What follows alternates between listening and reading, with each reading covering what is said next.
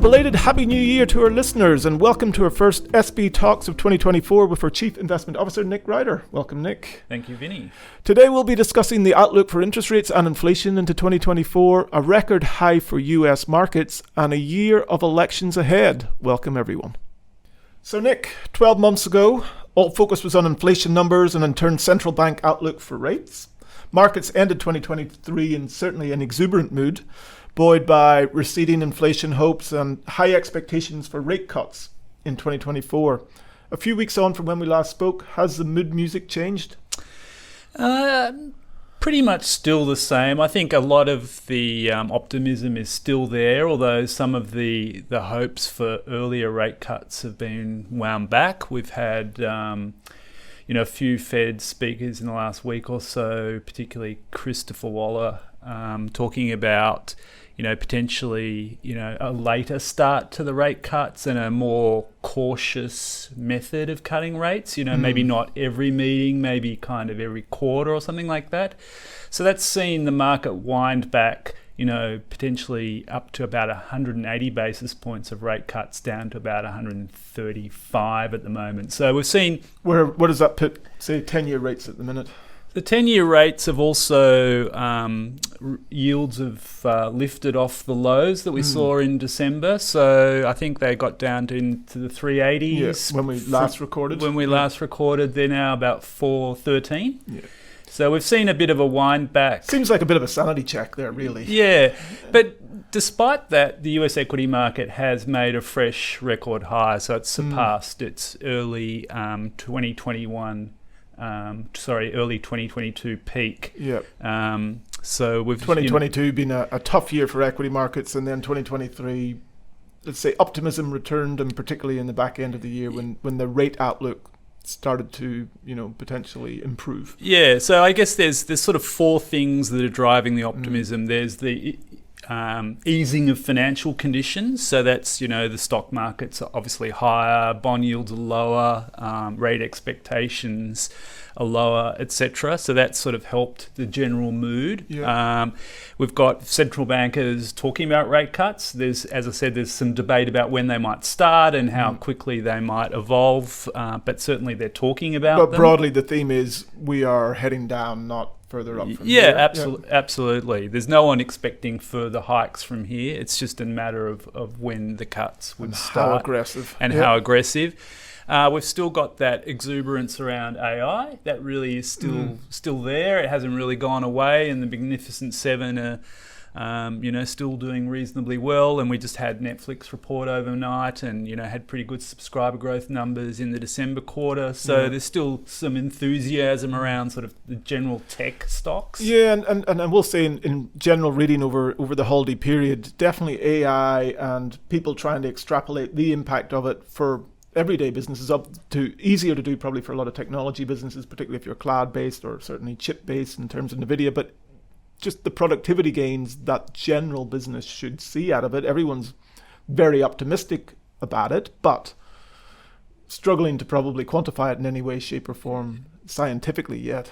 Yeah, well, that's right. I mean, it's hard to know how you monetize it, and how it comes through into corporate earnings. So I think there's still a lot of debate about that. But yeah, the general mood is that it's going to improve productivity. Yeah, I was going to say it's the productivity shot that probably many economies have been lacking for a period of time. Yeah. And the other thing, obviously, that's helping is just the whole, disinflation story, but happening while labour markets are still in pretty good shape and economic data is still pretty good. So it's that whole Goldilocks soft landing story that's helping general optimism. And we're probably predominantly talking about the United States there, naturally enough, because that's the dominant, they still lead the news when it comes to financial markets. How is the inflation picture laying out as we look at more broadly?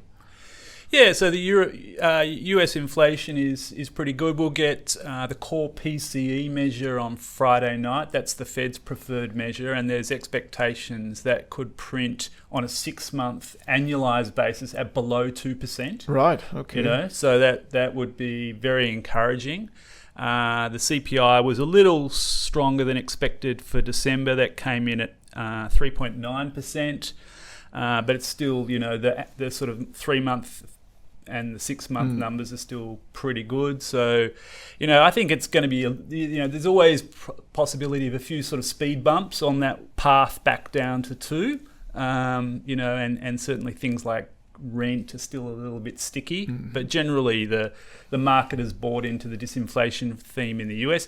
In Europe, it's the same story. Energy prices have obviously come down quite a lot, and that has helped their core harmonised inflation measure, excluding food, energy, alcohol and tobacco, down to 3.4% on a year-on-year basis. So that's all good news.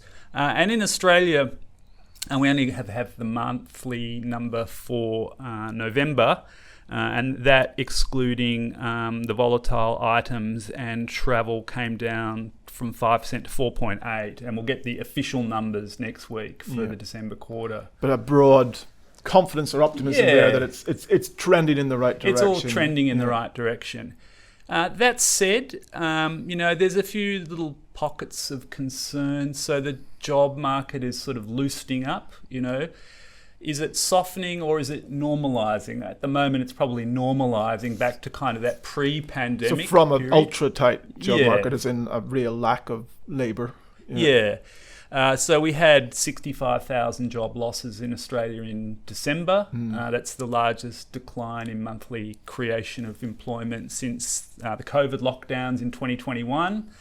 But that's, some say, well, that's a bit of payback, and we do get a bit of noise from month to month, so don't necessarily read too much into that. But there's some, if you look at the trends, there's been some weakening in full-time employment. There's been some weakening in hours worked. The number of job vacancies is off about 18% off its highs. Right. So there's that normalisation in the labour market. So possibly a healthy thing, because that job market had been incredibly tight, and it was causing problems for many industries in terms of just supply of labour and product and getting things done. Yeah, and for the RBA, they're very focused on services inflation. That's most tied to the labour market. So seeing that normalisation or that softening in the Australian labour market would be encouraging for them.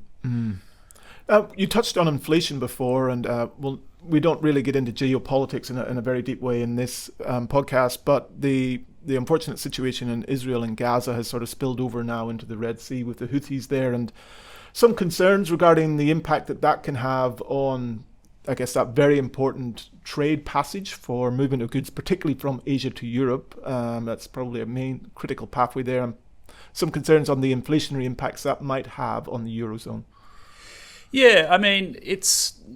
at the margin, it has an impact because either the ships need to reroute around Africa, or they need to pay higher insurance premiums, which is potentially, both of those are more expensive, or it slows down the delivery of goods if they have to take the long way round. But generally, transport costs are a fairly small component in the overall cost of prices of goods in Europe. So to the extent that they go up a little bit, will have a little bit of an impact, but not substantial. It doesn't necessarily change the whole disinflation story.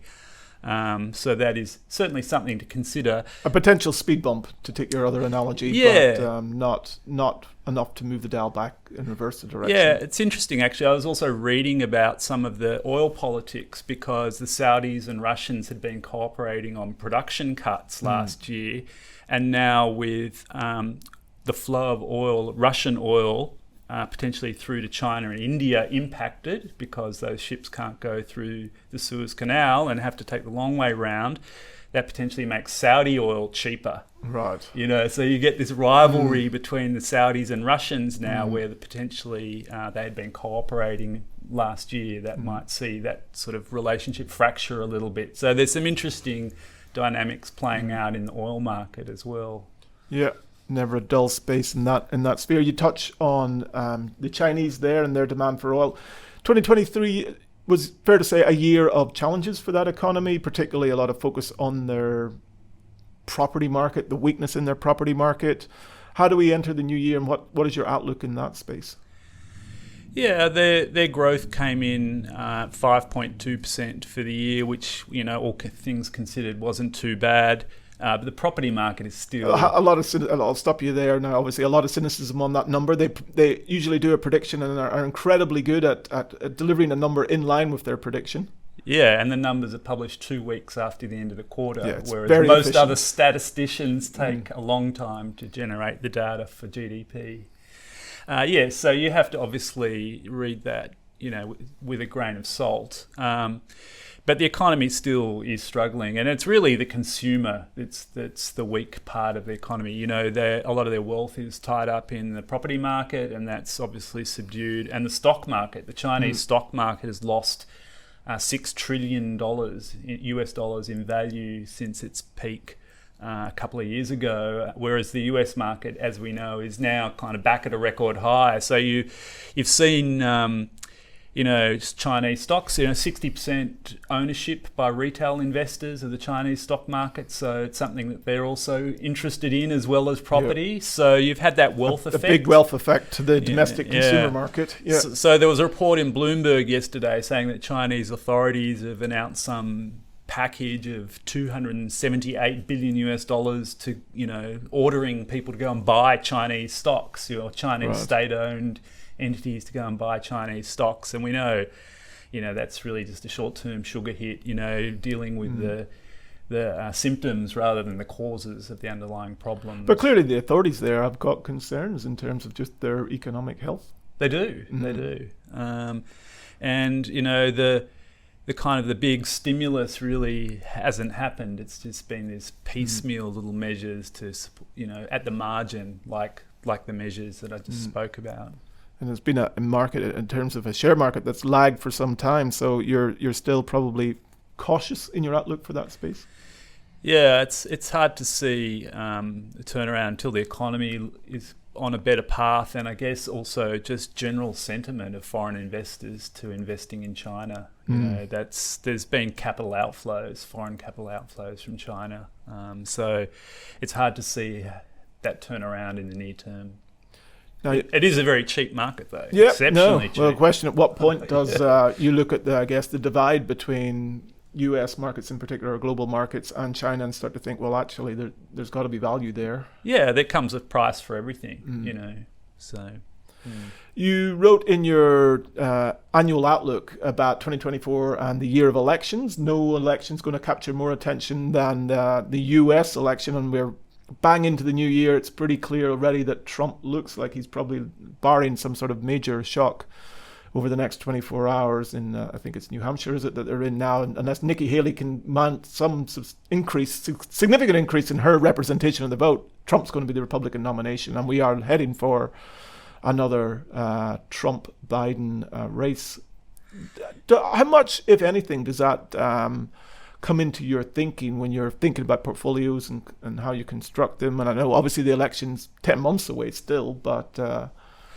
Yeah, well, certainly it doesn't enter in at the moment. As you say, it's 10 months away. And so, there's a lot of water to go under the bridge between now and then. Generally, I think I might have spoken about this before, markets can usually do quite well in an election year. You get a little bit of uncertainty close to the election, and then when everyone knows who the new president's going to be for the next 4 years, markets have a bit of a bounce. So that tends to be how it plays out. I think everyone knows who Trump is and what he stands for. Yep. He doesn't have any sort of major policies like he had last time where he cut the corporate tax rate from, I think, 35% to 21%, and that really gave the market a stimulus. A real bounce when he came to power. So it's hard to see what really the impact would be on markets. I think people are just still focused on the US economy. It's, as they say, it's the economy stupid. Basically it's the economy that often drives the election result. So to the extent that the economy improves, inflation comes down, Fed cuts rates later in the year, that probably actually boosts Biden's helps chances. The incumbent. Yeah. Okay. And I guess we sit here again 4 weeks on since we last recorded the podcast. At that stage, equity markets are running hard. The bond markets yields have probably dropped off quite a bit. That's probably got a little bit more into sensible territory again now. What is your general feel in terms of asset allocating and comfortable with the current allocations where, to international shares, in particular Australian shares and fixed income? Yeah, look, I think a 10-year bond yield in the US of around 4 seems like about fair value for me, given where the economy's at. So I think that sort of drives everything else. And so if you think that the bond market is kind of roughly fair value, then everything kind of flows from that. Equities, US equities, they do look a bit expensive. But if you strip out the Magnificent Seven, the average stock is not at a record high, and the multiple is far more reasonable. So I'm broadly comfortable with the positioning. I think there's probably not, we're not going to see another 20% year for equities like we saw in 2023, or particularly US equities. That's just not going to happen. The earnings aren't there, and the multiple's already stretched. So a lot of that happened in the last quarter of last year. Yeah, well, that's right. We got a lot of returns brought forward. So I think this is probably a single-digit type year for equities. Risks are kind of broadly balanced to the upside and downside. I don't really see a great catalyst for a major sell-off or, as I said, a lot of upside either. I've seen a few commentators championing the cause of the S&P 493 in terms of it's time for the rest of the market maybe to catch up a little bit, particularly if some of those productivity gains work their way through other sectors. But you're sort of setting out a picture there for you very much see this as a year where portfolio diversification and asset allocation should play its role. Yeah, well, hopefully that high correlation between bonds and equities starts to revert, break down. So bonds provide, more income and more of a portfolio hedge in times of, risk off sentiment, etc. So yeah, it could be a little bit of a year of consolidation. A lot of the active managers that we have also not overweight the Magnificent Seven, so that does give me some comfort in the portfolios that we have. Yeah. Makes sense. Well, thank you very much, Nick. As always, good to be back, and thank you to all our listeners. Take care.